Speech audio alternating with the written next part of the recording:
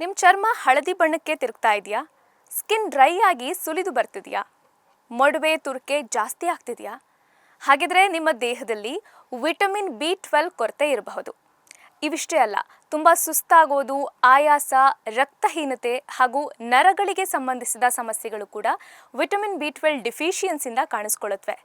ಯಾವುದೇ health care ಸೆಂಟರ್ಗೆ ಹೋಗಿ ನೀವು ವಿಟಮಿನ್ ಬಿ12 ಮಟ್ಟವನ್ನು ಚೆಕ್ ಮಾಡಿಸ್ಕೊಳ್ಬಹುದು. ಪ್ರತಿದಿನ ನಮ್ಮ ದೇಹಕ್ಕೆ 2.4 mcg ವಿಟಮಿನ್ ಬಿ12 ಅವಶ್ಯಕತೆ ಇದೆ.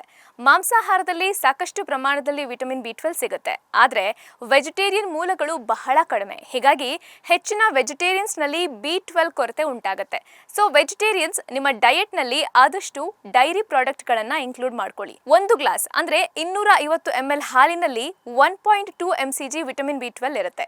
ಹಾಗೆ 100 ಗ್ರಾಂ ಪನ್ನೀರ್ ಹಾಗೂ ಮೊಸರಿನಲ್ಲೂ ಕೂಡ 1.2 mcg ಇರುತ್ತೆ. ಜೊತೆಗೆ ಇಡ್ಲಿ, ದೋಸೆ, ಪಡ್ಡು ಈ ರೀತಿಯ ಹುದುಗು ಬರಿಸಿದ ಆಹಾರಗಳಲ್ಲಿ ಕೂಡ ಸ್ವಲ್ಪ ಪ್ರಮಾಣದಲ್ಲಿ ಬಿ12 ಲಭ್ಯವಾಗುತ್ತೆ.